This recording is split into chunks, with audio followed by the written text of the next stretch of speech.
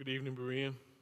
It's good to see you this Lord's Day as we continue to gather in the name of the Lord and to spend some time in the Lord's Word.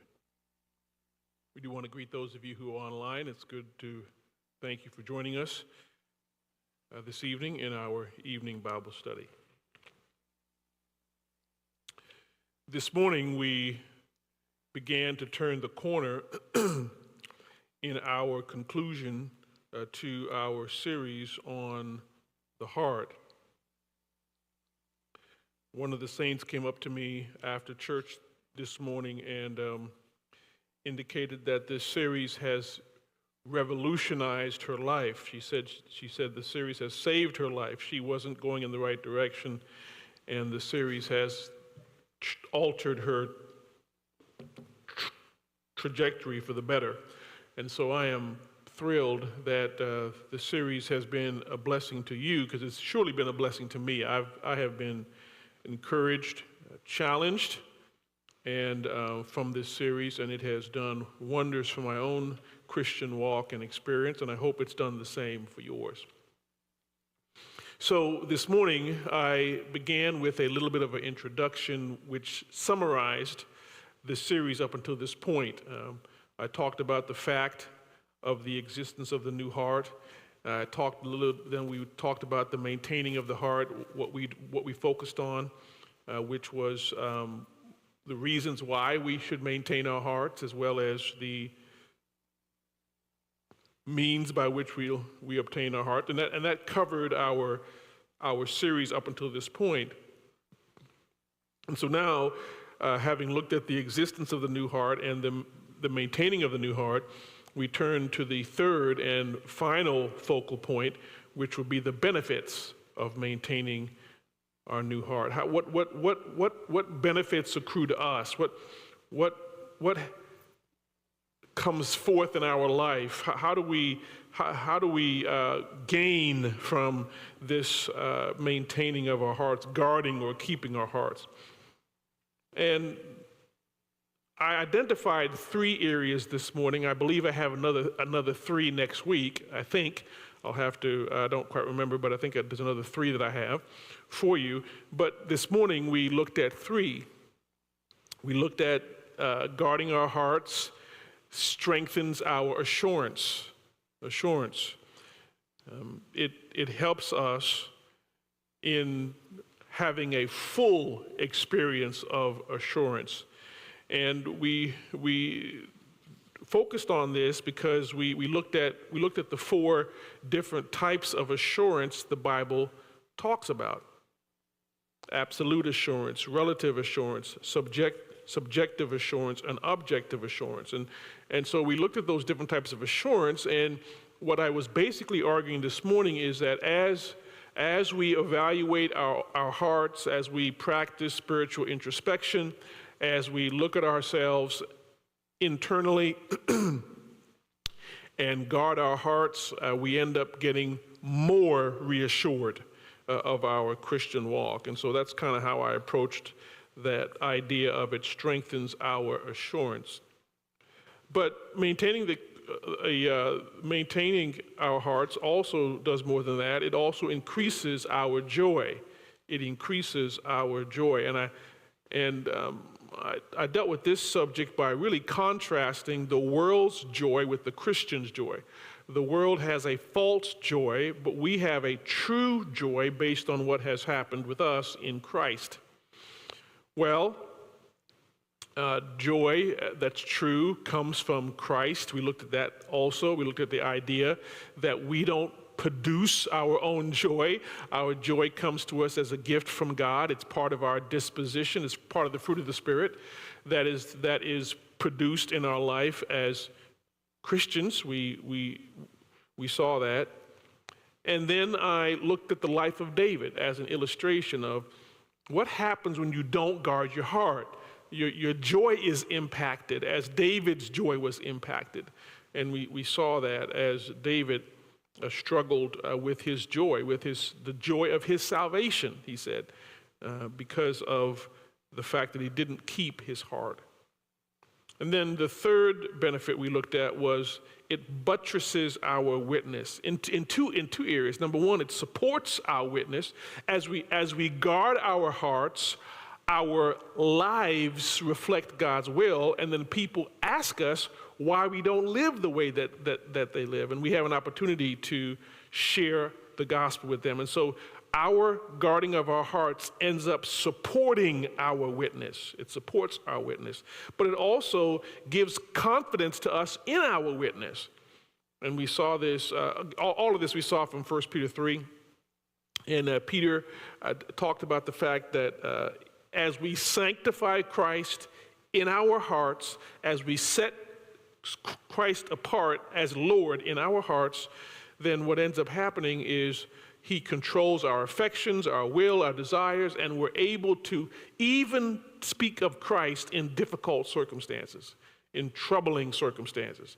When we're tempted to be fearful, by guarding our hearts, by setting Christ aside as Lord in our hearts, then we will be enabled to give witness in even difficult circumstances. So the maintaining our hearts both supports our witness and gives us confidence in our witness. That's the outgrowth.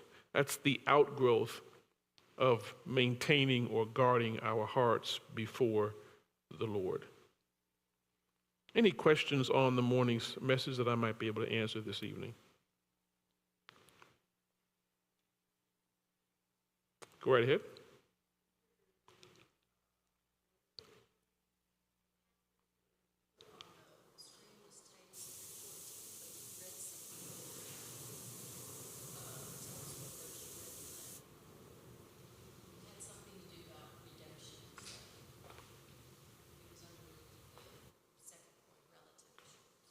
Okay, I'm trying to track it down. Hold on.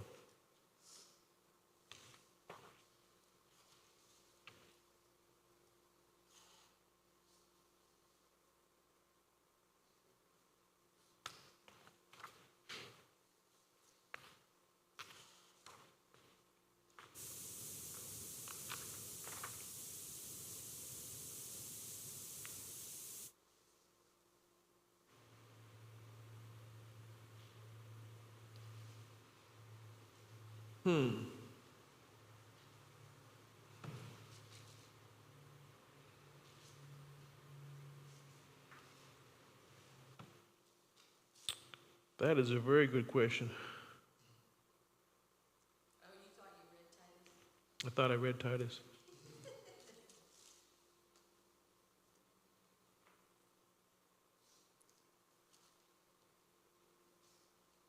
Up 2:14. Titus 2:14. Yeah, redeem us. Okay. I knew it had something about redemption. Titus 2:14. Make a change in my own manuscript for that. Titus 2:14. Good catch.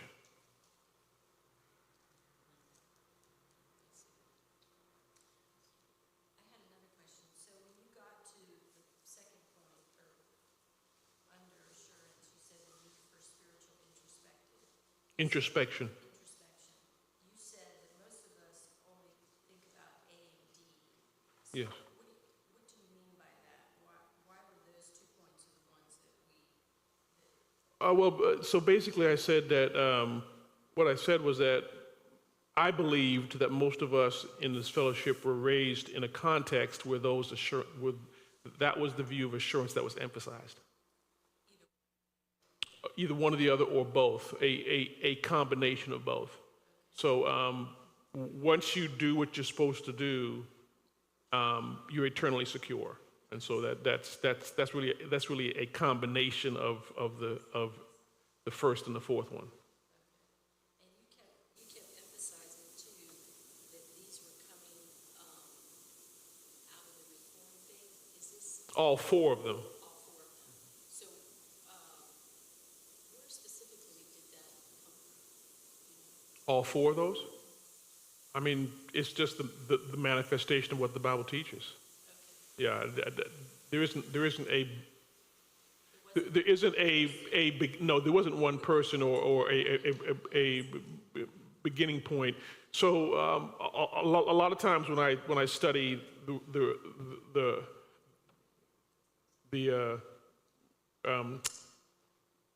reformers, if they haven't necessarily labeled things, I'm a kind of a label type of guy, and so I come up with these labels to describe what I see going on in the scriptures. And so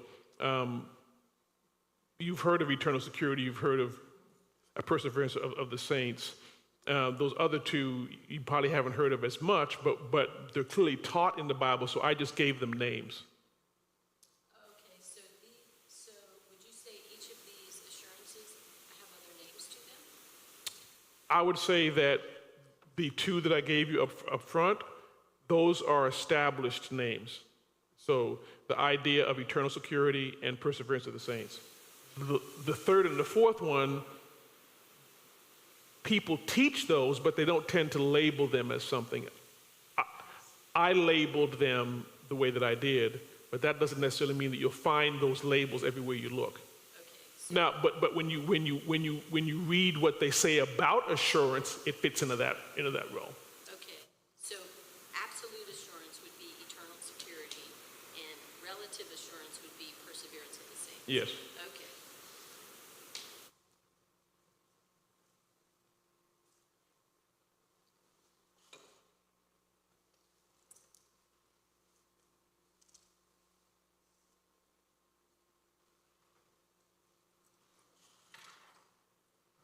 Any other questions or observations on the morning's message?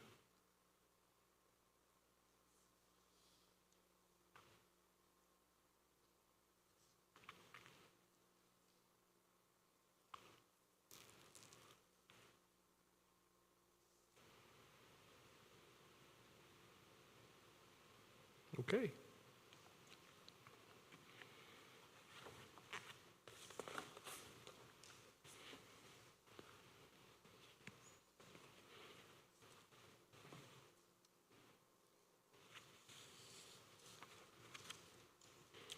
We're in Titus, chapter 2.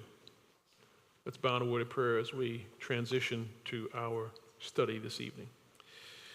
Heavenly Father, we want to give you thanks for your word. We thank you for bringing us out this evening to study, to pour ourselves into the scriptures.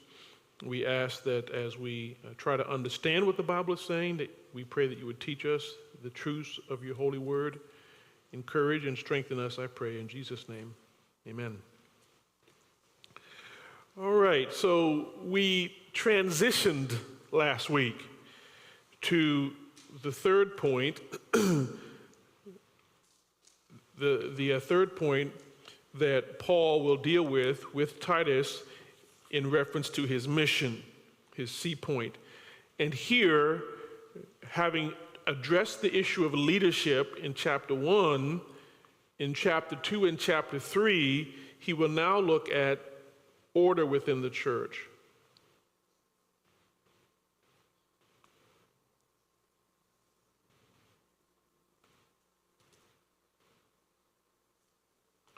And this is going to take up the lion's share of the rest of this letter. He begins looking at the order within the church by focusing his attention on the household code. The household code of the church.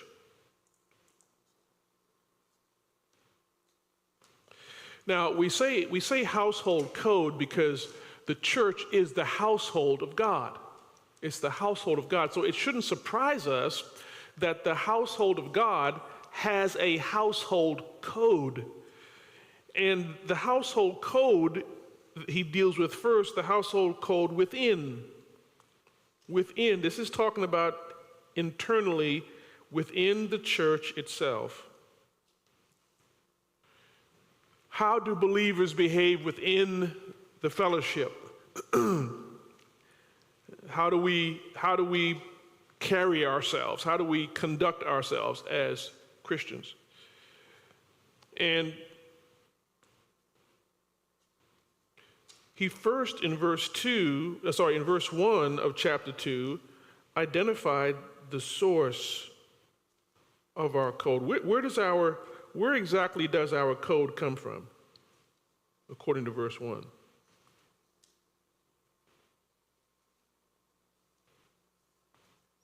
Titus chapter 2, verse 1. Where does our code come from? Teaching and doctrine. Doctrine. It comes from the doctrine, the doctrinal basis of our faith. That's where the code comes from. And so we looked at the source of the code in verse 1. Then we began looking at the content of our code. The content of our code.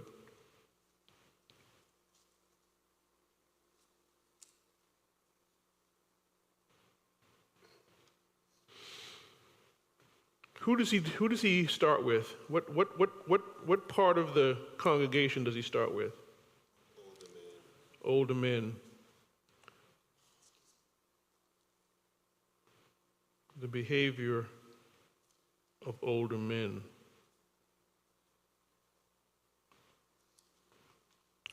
Do you remember I don't know if you remember, do you remember what I said about maybe it's a little surprising that the older men get addressed?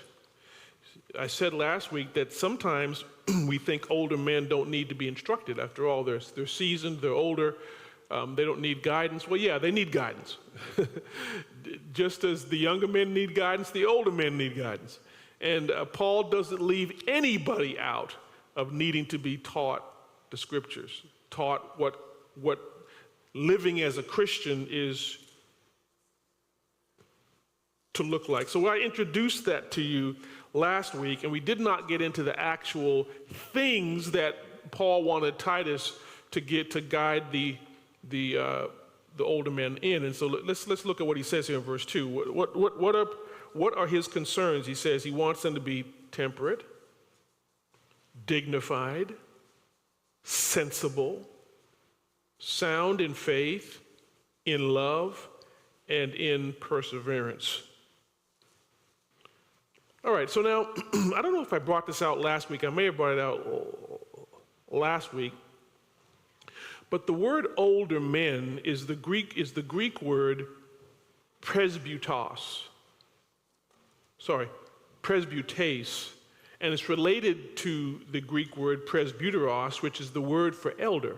Did I mention that last week? I'm not sure.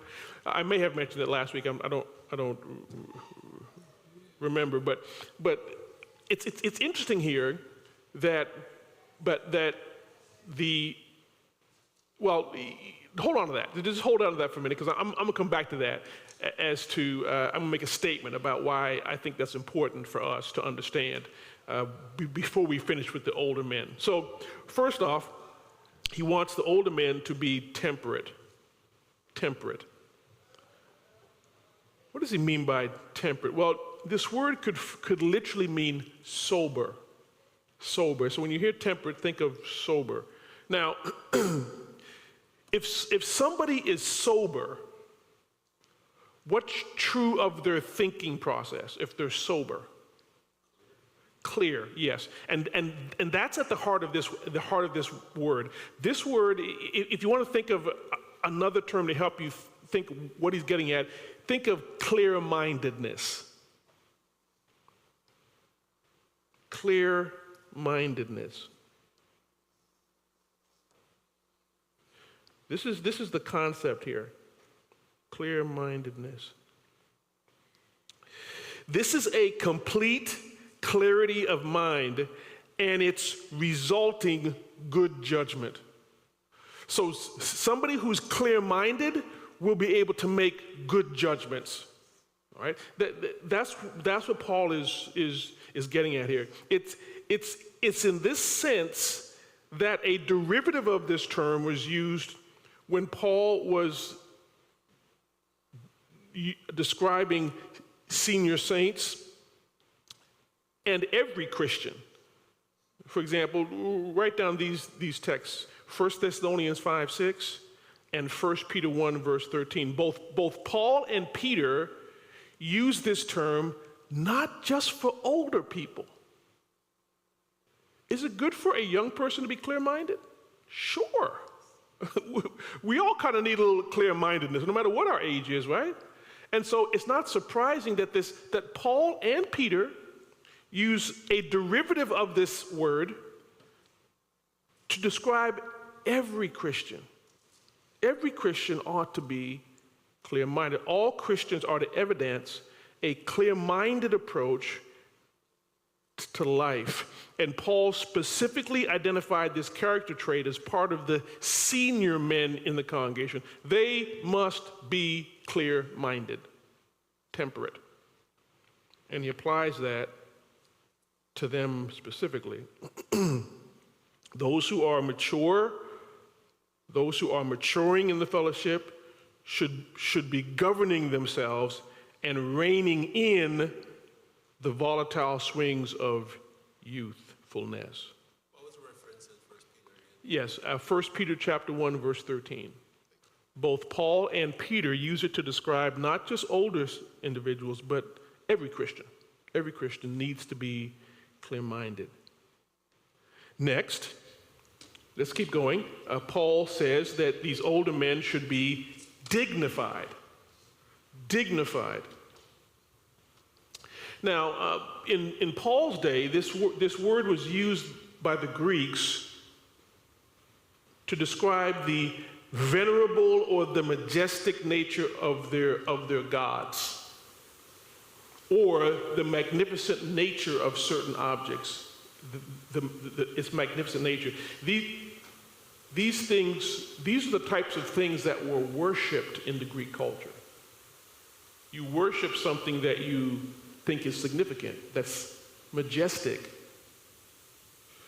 What was Paul's point here in using it for the older men in the congregation? Well, to think of these ideas: seriousness and worthiness. Seriousness and worthiness. So when you think about an older man who's dignified, think of an older man who's serious, an older man who evidences worthiness. We might think of the idea of somebody who has stately character. They're a man of stately character. This is an individual that's not frivolous or superficial. Now, does this mean that this man doesn't play with his grandkids? Is he serious like that? Is that the seriousness he's talking about? This is a man who knows when, right? Who knows at the appropriate time. There's a sense in which he has an understanding of the moment, all right, and knows when it's time to play, when it's time to be serious, okay? And so he knows the appropriateness of given times and moments and carries himself appropriately. He's dignified. Dignified. Now, here's something for you. I hope you're keeping track of this. This word was also used in 1 Timothy 3 to describe elders and deaconesses. Both of them were said to be dignified. 1 Timothy 3, verse 8, and 1 Timothy 3, verse 11. But let me drop another one on you. In Philippians 4, verse 8, Paul uses this concept to describe what Christians think about. They think about things that are dignified. So really, this is something all Christians should be concerned about. I don't know if you're following a pattern here. And so these older men are told that they must be dignified, but we see in other places that this dignified nature is really something that every Christian should be marked by. Dignified. Let's move to the third one. Not only temperate or clear-minded, not only dignified, that is serious, worthy, But then he says he must be sensible. Sensible. Think of the idea here of prudent or discreet. Prudent or discreet. This particular word comes from a family of words that referred to having a good or sound judgment. Good or sound judgment. Also, it's related to the concept of self-control. Having a sound mind. The mind worked in the way that it should. What does this relate to in the list so far? Doesn't this go back to the first one? The first one we said clear-mindedness. Here we see sound judgment, sound-mindedness. Here again we see that this is something that marks them in their inner man. It's who they are as a person. The concept of temperate focused on one of the things that grow out of a clear-mindedness. Sensible focused on how the clear-mindedness was accomplished. How do you become clear-minded? By being sensible. By being self-controlled. By being prudent, discreet. Now let me tell you something. The same word was used in 1 Timothy 3 verse 2 to describe elders, and in Titus 1 verse 8 to describe elders. I don't know if you're seeing a pattern yet. In fact, listen to Romans 12 verse 3. Romans 12 verse 3. It says, "For through the grace given to me, I say to every man among you, not to think more highly of himself than he ought to think, but to think so as to have sound judgment," there's our word, "as God has allotted to each a measure of faith." So, how many people in the congregation are supposed to be sensible? Everybody. So it's not just the older men.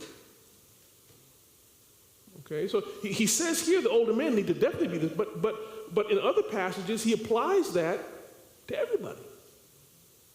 Being sensible, having sound judgment, being self-controlled, self-governed. These are characteristics of being a Christian. This leads us to the final three traits. The final three traits which are grouped around the idea of sound. Notice how he ends verse 2. They're to be sound in three areas: in faith, in love, and in perseverance. Three things that should mark older men. They should be sound in what areas? In faith, in love, and in perseverance. Now, let me remind you that the word sound here was used in verse 1, okay, of chapter 2. We already defined what it meant. It meant this is the Greek word that we get our idea of hygiene from. The idea of healthy. This is healthy. In chapter 2, verse 1, it was healthy doctrine. Healthy doctrine.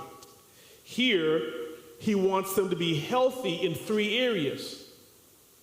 Healthy in their faith. Healthy in their love. And he wants them to be healthy in their perseverance. Now, I ask myself, what does a healthy faith look like? What is I don't know if you have any ideas. What is healthy faith? What does that look like? If the word sound is the concept of healthy, spiritually healthy, what does healthy faith look like? Healthy in faith. Any ideas? Wouldn't it be actively living out what the definition of faith is in Hebrews 11? Okay. So you said properly living out faith as it's understood in the Bible. That's a little bit better than my definition. What I had is that a healthy faith is a faith that functions as designed by God. I mean, that's how you know the faith is healthy. The faith, because it functions properly. Pam was even more specific than that. She identified it in Hebrews 11. I wasn't that specific, but that's the point. Something is healthy because it does what it's supposed to do. Okay, so now I was thinking about that. So I was thinking in my study. So a healthy faith is a faith that functions as it's intended. So I began to think, well, how does that function? I didn't go to Hebrews. I probably should have. I instead went to Luke 17. Luke 17. Now, why did I go to Luke 17? I went to Luke 17 because Jesus and the disciples are in a debate over faith. But it wasn't directly about faith, because it was really about verse 1 of Luke 17 is really about stumbling blocks. That's how this whole issue, that's how the issue of faith came to the surface in Luke. Jesus indicated in verse 1 that there were going to be stumbling blocks. Those of you who heard me teach on this verse, basically, these stumbling blocks basically means sinful encounters. There are going to be sinful encounters in life. And guess what? As a Christian, you can't stop every sinful encounter.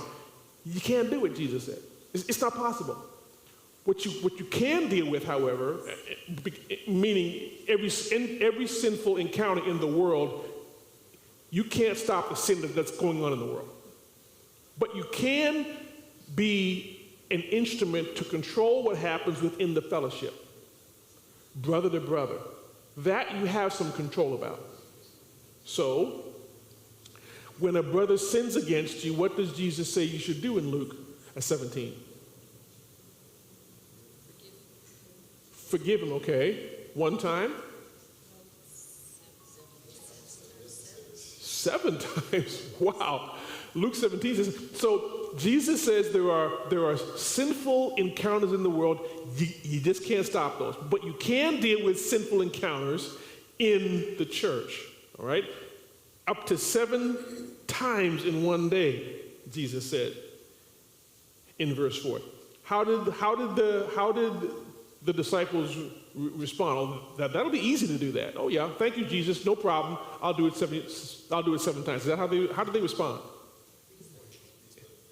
So in that verse 5, their reaction was, we don't have enough faith to do that. Okay, we really can't do it. Did Jesus agree with them that the problem was a lack of faith? Did Jesus agree with that conclusion? Yeah, Jesus, it's got nothing to do with the amount of faith. The only issue is the presence of faith. Now, why is the presence of faith sufficient to do what Christ said to do?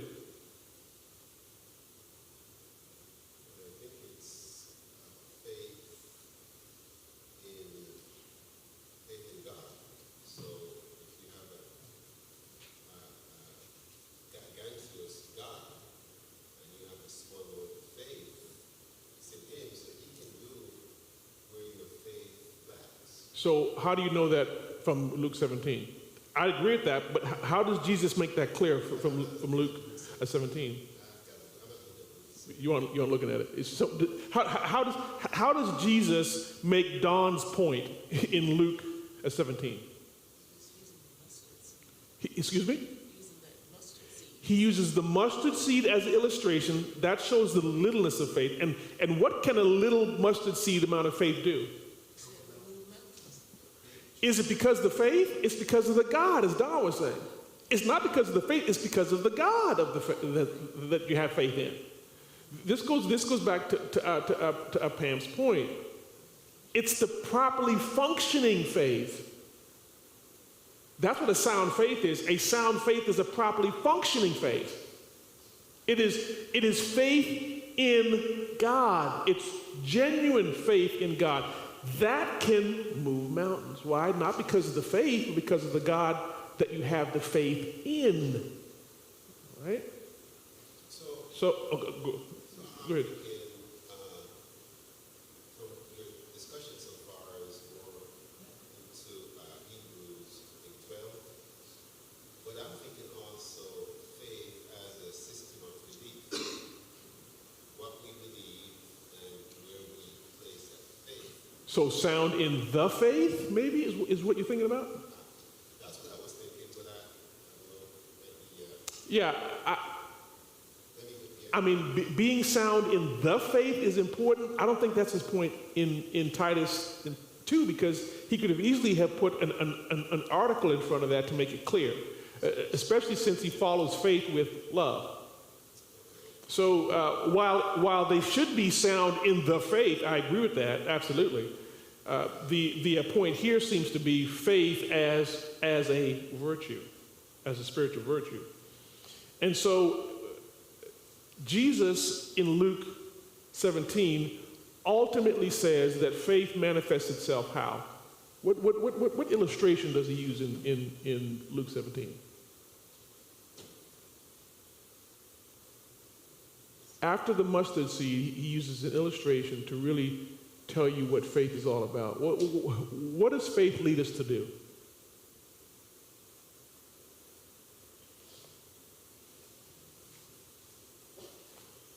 Do you see it there? I wonder if you see it there.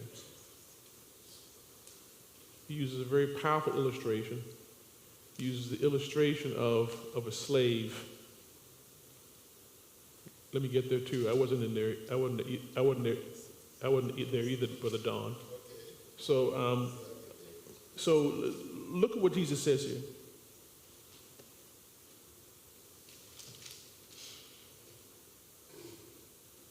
But which of you, having a slave plowing or tending sheep, will say to him when he has come in from the field, "Come quickly and sit down to eat"? But will he not say to him, "Prepare something for me to eat, and properly clothe yourself, and serve me until I have eaten and drunk, and afterward you will eat and drink"?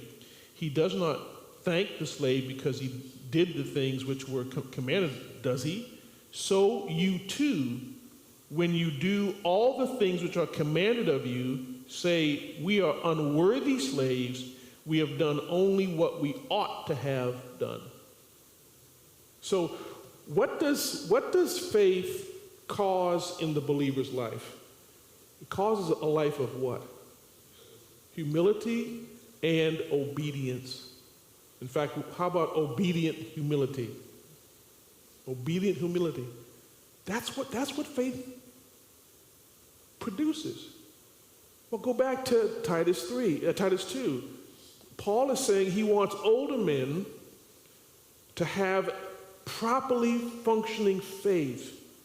And what does properly functioning faith look like? It manifests itself in humble obedience to Christ's word. Properly functioning faith leads to humble obedience to God's word. And so he tells Titus, help the older men, lead them to understand that they need to be sound in faith, number one. But not just faith. He doesn't want them sound in faith. He wants them sound somewhere else too. He wants them sound in love. Sound in love. What do you think he means by that? Sound in love.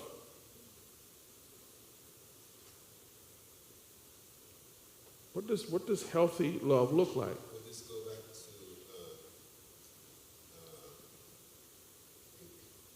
1 Corinthians 13? Oh, you knew where I was going right away, Brother Don. Yeah. And now, let me kind of talk about how I got to 1 Corinthians 13.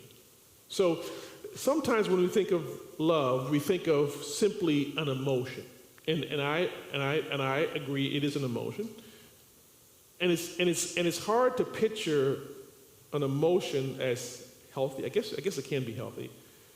But what really I really began to meditate on was the fact that for Christians, love is not just an emotion, love is also an action. An action. And where that comes to the forefront is 1 Corinthians chapter 13. Love as presented in 1 Corinthians 13 is action. In action. Let me, and sometimes we miss this in 1 Corinthians 13. Let me show you why. I'm going to do a little English lesson for us. I'm going to be are you a middle school, Jan, or high school? I'm going to be a high school teacher for just a minute, teaching some English grammar. Now, in English, we have so in 1 Corinthians 13, one of the things it says about love, it says love is kind. What's the subject of this sentence? Love is the subject. What's the verb? Is. And it's a to be verb, yes. It's a to be verb. Or sometimes we call it a what?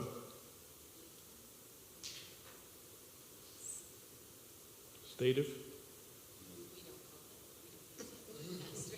A verb of being. It's okay. Maybe it's a verb of. Okay, I'll take that one out. A verb of being. Okay, it's a to be verb.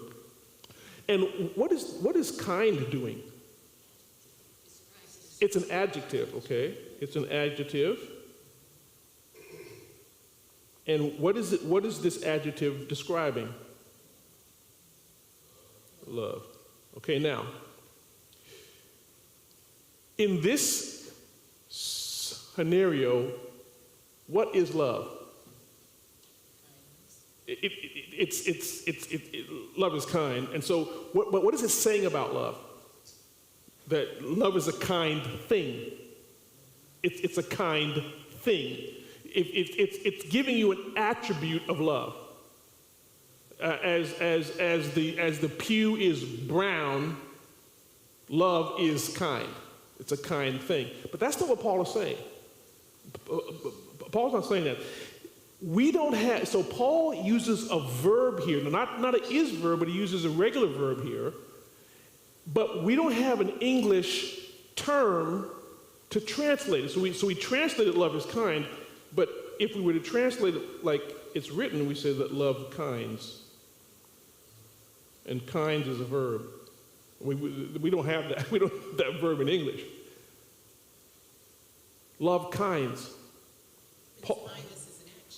Paul is identifying actions in 1 Corinthians 13, not states of being. Love does kindness maybe, or love acts kindly, or love is known in the kindness of its behavior.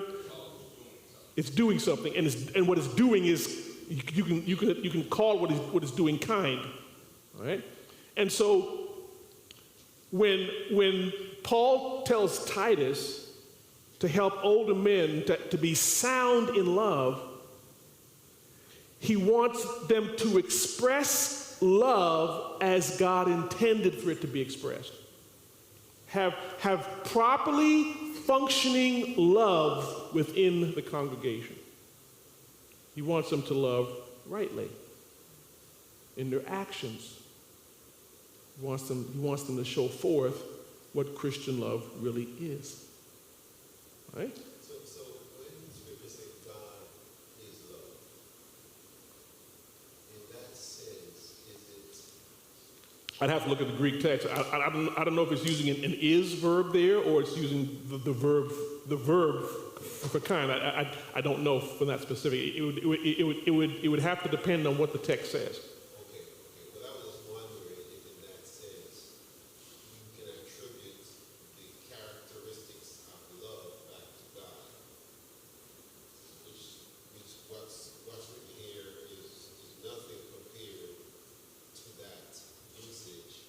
Yeah, I would have to look at that specific usage. But what we do know is that when Jesus identifies God's love in John 3:16, how is it identified?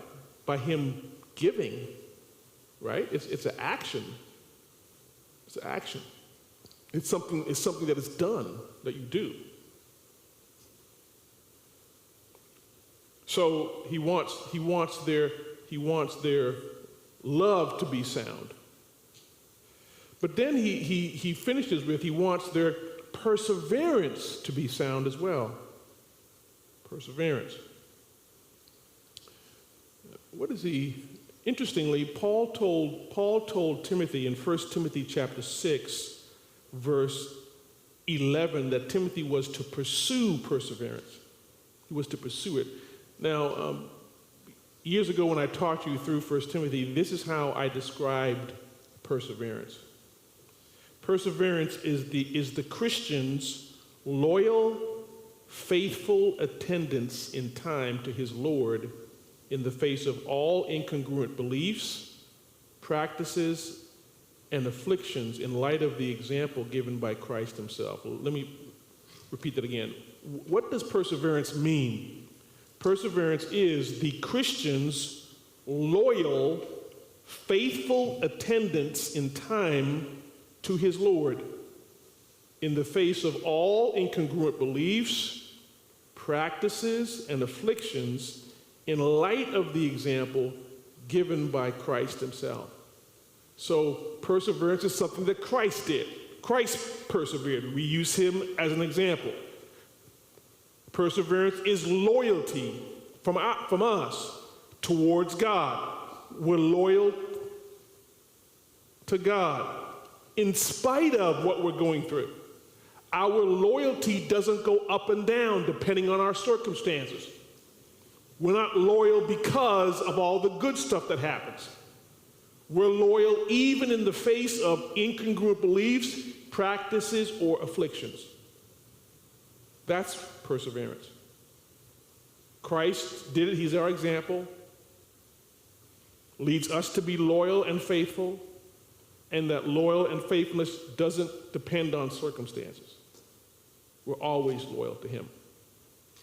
So he wants these men to be sound in their perseverance. He wants them to function with loyalty to Christ no matter what they're going through.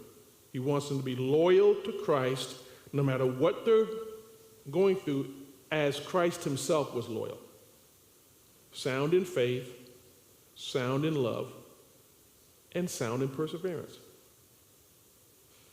Now, we've noticed here, haven't we, that these are all things that elders must do. I mean, almost every one of these attributes, we saw Paul identify them as part of the elder's life as well. And many times these same ideas should be manifested in every Christian.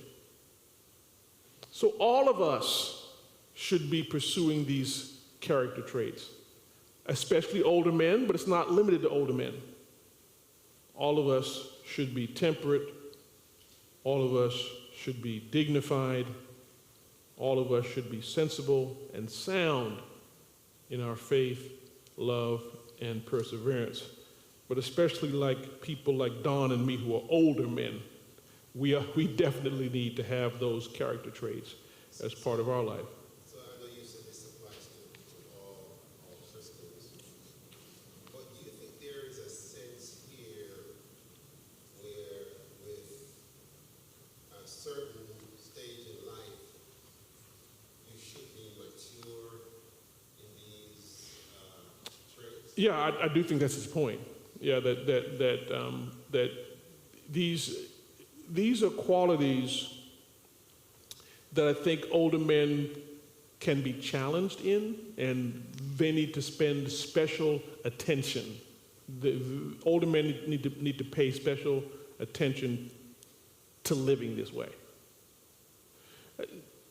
Just think of how important it is to have good examples in the church that people can follow. These older men need to be that example. And that's why I believe that Paul deals with them first. They're the first people he addresses, because they really set the tone for the congregation. So just imagine how beneficial it is in a church to have a group of older men who are sound in these areas.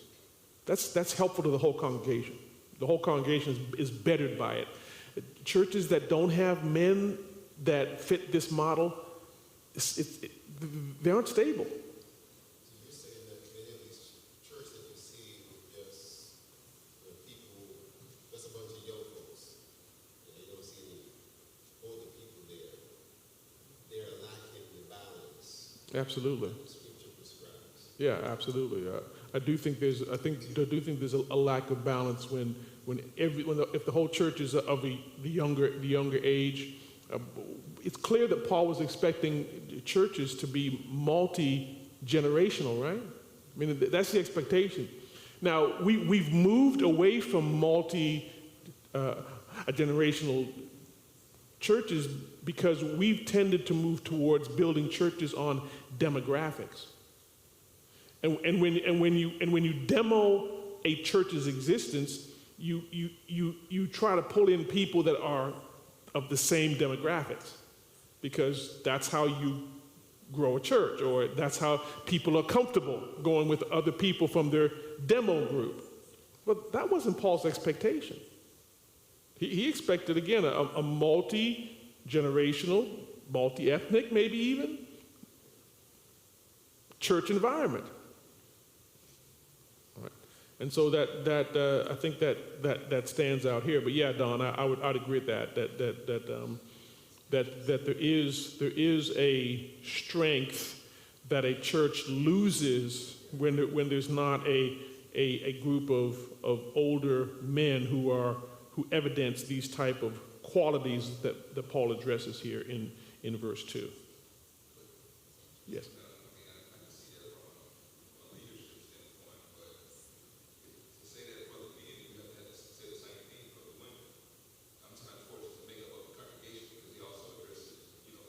Yeah, I'm gonna get to them in a minute. Yeah, absolutely.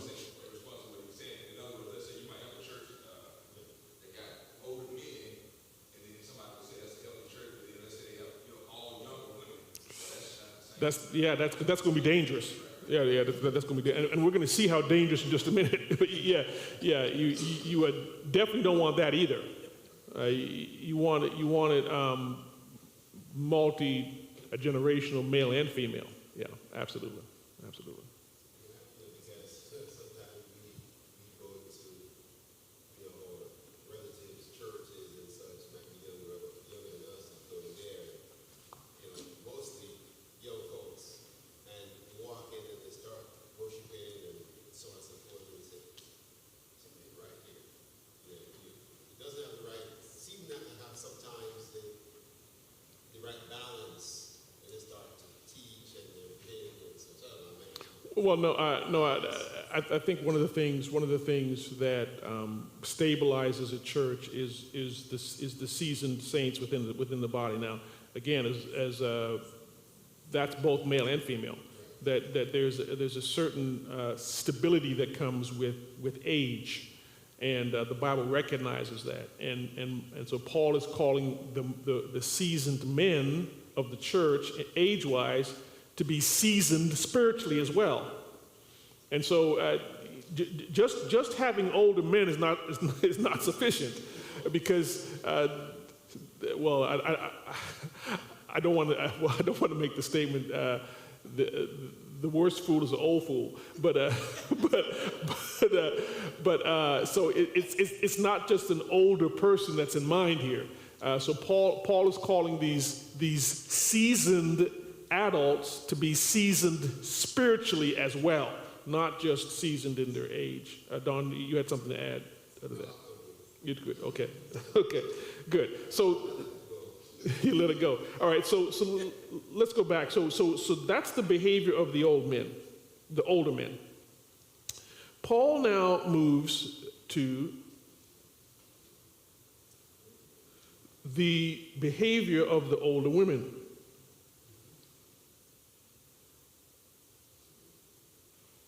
And just as Brother Marlon shared, it's not good enough just to have older men in the church. You need to have older women in the church as well.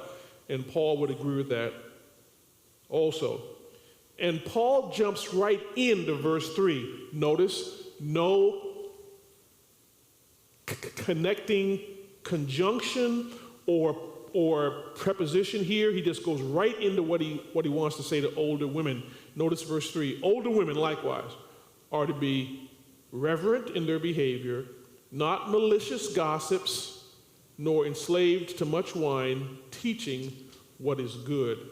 And we'll stop there. So here he turns to older women.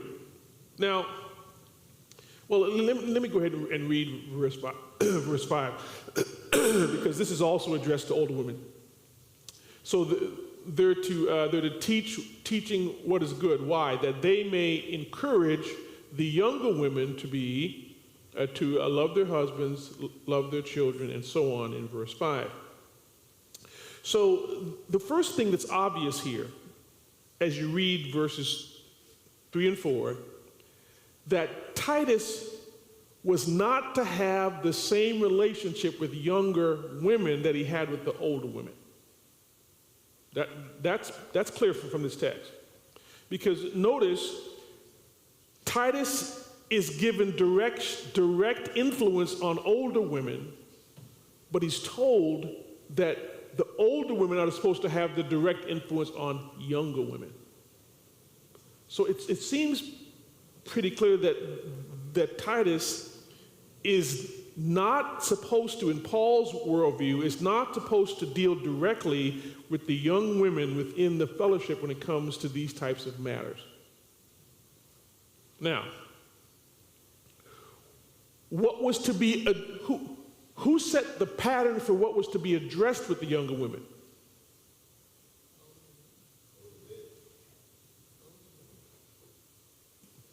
Let me say it again. So, Paul tells Titus that he's not supposed to be directly guiding the younger women. My question is, who sets the agenda for what the younger women are to learn? Nope. Who is it? In this passage, who sets the agenda? Well, I think it's the older men said likewise here in verse 3, which is going back to what was said. Who's Paul writing to? Titus. Who sets the agenda for what the young women are supposed to learn? Titus. Who teaches it? The older women. See, this is what I'm kind of digging at here. Some churches use this passage to say, well, no, the elders don't have any role with the women's ministry of our church. Hands off. Paul says hands off in Titus 2. Is Paul telling the elders to have a hands-off viewpoint of the women's ministry in that local fellowship? No, not at all. Not at all. Elders are to have hands-on. The one who is setting the agenda for what the younger ladies are to learn are the elders. That's Titus's job. Now, Titus is not going to pull it off. The older women are the ones who do the teaching. But what do they teach? Titus tells them what to teach. Do you see the relationship here? Paul begins Titus 2 with, Titus, teach the things that are with sound doctrine, fitting for sound doctrine. This is what older men need. This is what older women need. This is what younger women need. This is what younger men need. But with the younger women, Titus, don't you do it. Get the older women to do it. Okay, so we don't believe as a church that the elders cannot instruct women or shouldn't instruct women. We don't believe that. Okay, if the women's ministry needs a teacher and they can't find one, call in one of the elders. That's what they're there for. Let them teach it. Paul would have no problem with that whatsoever. But when it comes to the subject matter, And the younger women in particular, they need to have a hands off when it comes to that. Now,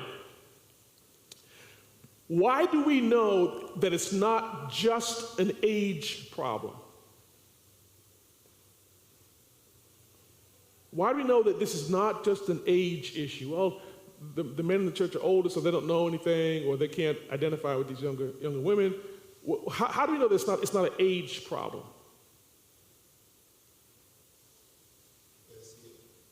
But Titus is not old, is he? He's probably older. I mean, he's probably older than Timothy, I would imagine. He's probably between Timothy and Titus. And he's probably between Timothy and Paul. Paul was probably in his 60s or older, so he's probably up there. I mean, he may not be 60 himself, but he would be considered part of the older group, I would imagine. So how do we know that it's not just an issue of age here? Well, it seems to address younger women. It also addresses young men in the text. Let me ask you a question. Why do the older men have to teach the younger men? Yes. Is that what he says here? He doesn't say it, does he? So he says, Titus, you teach the older men. Titus, you teach the older women. Get the older women to teach the younger men. Titus, you teach the younger men. So it's not an issue of age. Age isn't the problem. What's at issue here is propriety.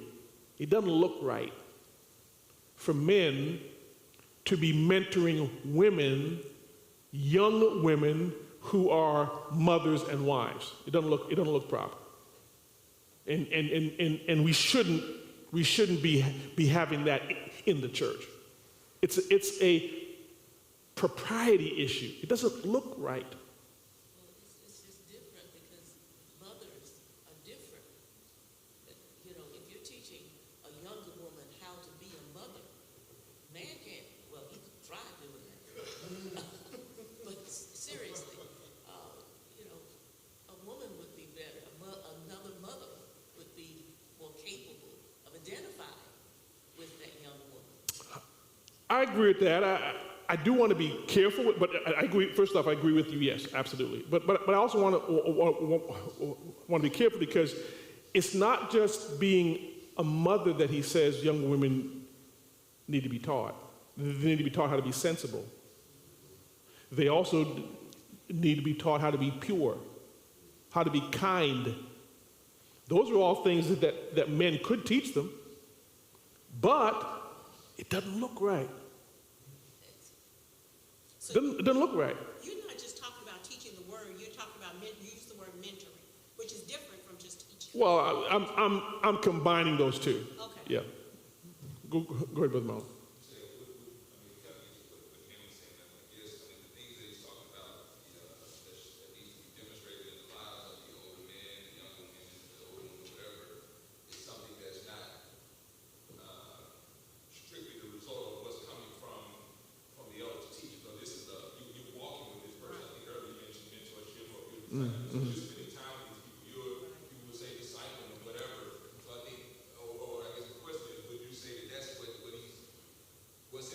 Yeah. Because again, obviously a man can teach Anything. not only can, he should teach every single person of the church, but as far as a walking with, you walking side by side with this person, spending time with them, that shouldn't be the case when you have a man and a woman. And a younger woman. Yeah. Which is why again I focus on the idea of it doesn't look right. And so we do see here that the Bible tries to regulate people so that they do things that are proper. So now if you bump into a church where the pastor is spending a lot of time with the younger women and he's helping them, you ought to take pause. Now, again, maybe he doesn't have older women in the church. He needs to try to find some, okay? Because that's not something he should be doing, walking with them, all right? Go ahead.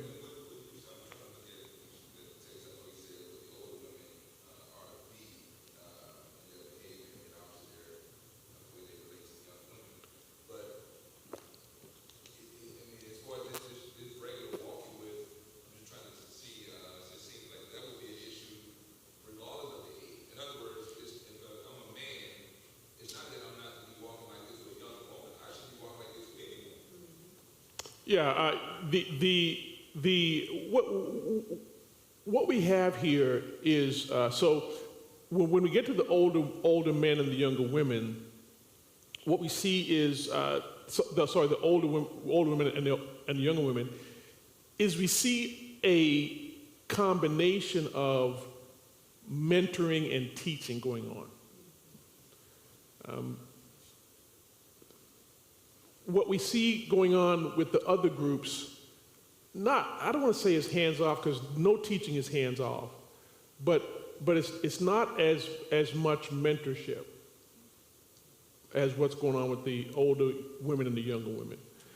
When I get to the younger women, I'm going to talk a little bit about the fact that you have to keep in mind that this is the early church, and a lot of these people are first generation Christians.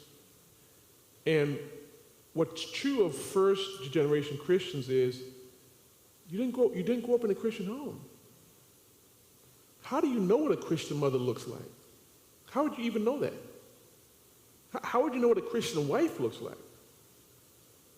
I mean, how would you gain the skills to be a Christian homemaker and rearer of children if you grew up in a pagan household? Well, you wouldn't.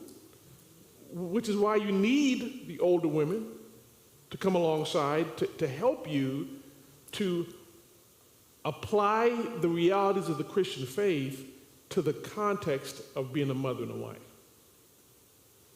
Right? Well, that's a little bit different relationship than what we see going on with what's going on with the older men and the older women. I can go to a woman's meeting and talk about gossip, okay, which is one of the things that he deals with, and I can deal with gossip and why it shouldn't be part of your life, and encourage the older women of the church to reject it. That doesn't necessarily take me walking with the older women to be able to do that, but the type of things that's required of the younger woman does require somebody to walk with her, I believe, based on what's going on in the culture of this day. We're getting a little bit ahead of ourselves. I know that we're not in verse 5 and 6, but that's kind of where we're headed.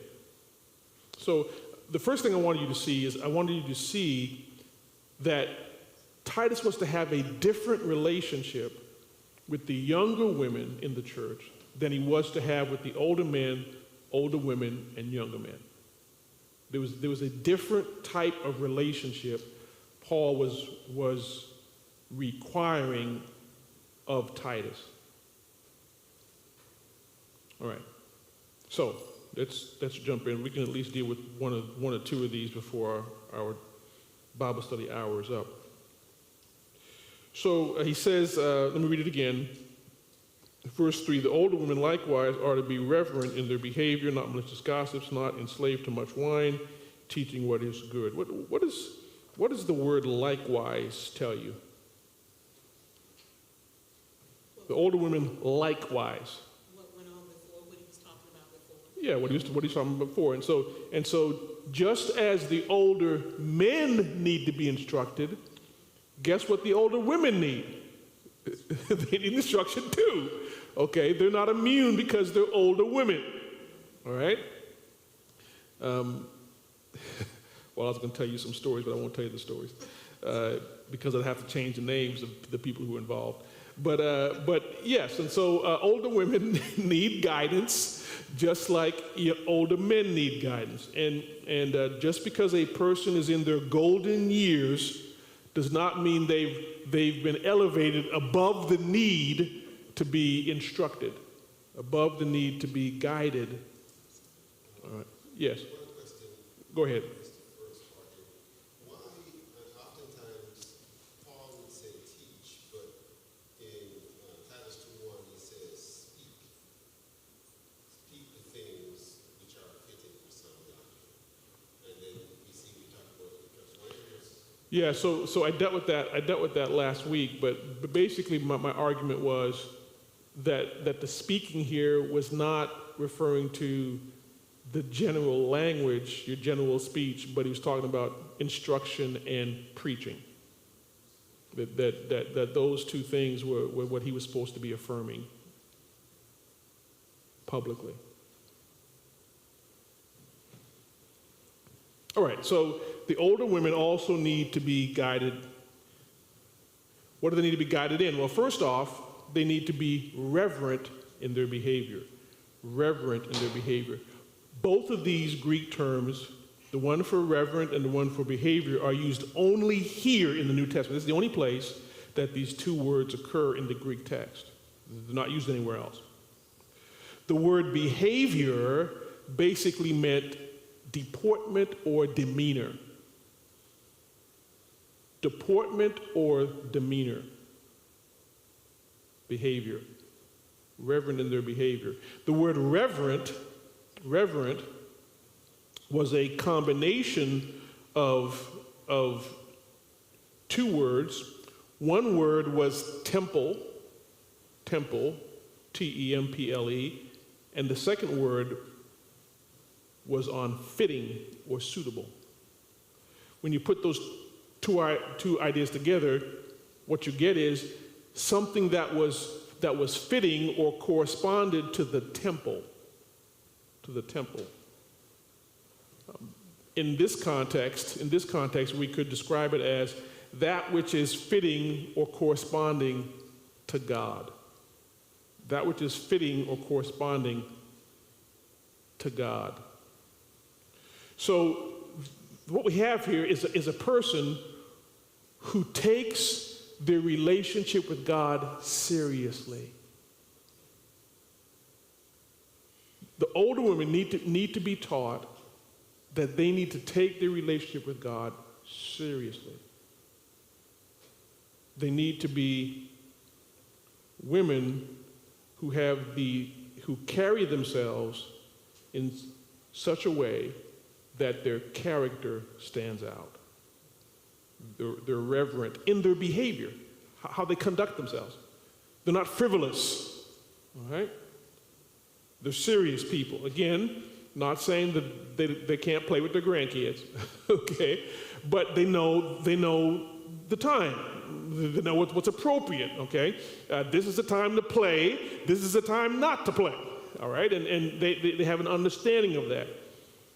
This is a person who takes the fact that they belong to God seriously, so much so that they seek to conform every aspect of their conduct and life to God's will. So these older women are to be taught that they are to be serious about their relationship with God, so serious that they seek to conform all the aspects of their conduct to the will of God. Reverent in their behavior. Their behavior needs to show reverence, that it fits. It fits somebody who's serious. Their behavior fits somebody who's serious about God. All right? Reverent in their behavior. You know, when you put these two ideas together, reverent and behavior, what's being pictured here is a woman who carries and conducts herself much like a priest would in the service of God in God's temple, because she has an internal gauge or barometer that's tuned to God's standards. Her barometer is tuned to God's standards. Let me illustrate this. In 1 Timothy 2, verse 9 and 10, it discusses how the women in the congregation should conduct themselves. Just listen to what Paul says here in 1 Timothy. You already know it well, but 1 Timothy 2, 9 and 10. Paul makes this statement. 1 Timothy 2, 9 and 10. Likewise, I want women to adorn themselves with proper clothing, modestly and discreetly, not with braided hair and gold or pearl or costly garments, but rather by means of good works. Now watch this last phrase here. As befits women making a claim to godliness. That last phrase is almost exactly the same in its meaning to our phrase in Titus. Older women are to live out their claims of godliness. They claim to be godly. They claim to be Christian women. They should manifest that self. They should manifest that fact in their behavior, how they live. A Christian woman is to be so concerned with aligning her life with God's will and standard that she shows it even in how she dresses, demonstrates that reality. Surely, if a woman conforms to God in her dress, she's really a godly woman. That's a little joke, but I guess nobody laughed at it. But you know, this is a challenge for women. Let's confess, women have a struggle with dress. They want to dress appropriately and properly, and so Paul identifies that an older woman knows how to dress properly, and embraces that. She embraces that. She's not immodest. She's not indiscreet in her dress. If immodesty and indiscretion does not become a younger Christian woman, surely it does not become an older woman either. Both young and old alike are to be, in their demeanor, examples of Christian living. Let's stop there. We'll pick up next week. Well, I guess in a couple weeks we'll pick up a little further on. Any questions on what we learned so far this evening, or observations?